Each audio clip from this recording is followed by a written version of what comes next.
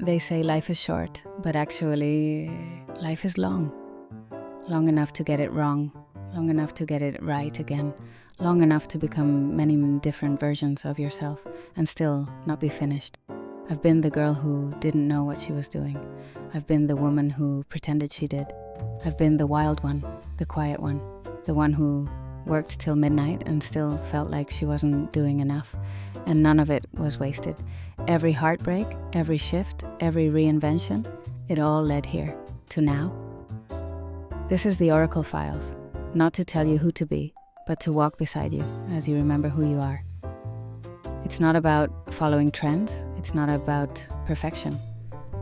This is about the archives of the soul, the stories that shape us, the signs that guide us, and the truths we carry quietly until we're ready to say them out loud. You'll hear modern myths here, moral stories told like parables, with lessons no one taught us in school.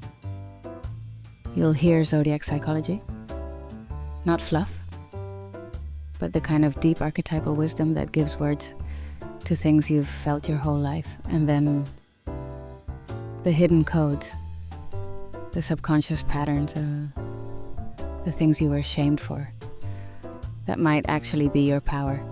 This channel is for the curious, the brave, the tired and sharp-minded, the ones who've played nice for too long and are just now learning to play real.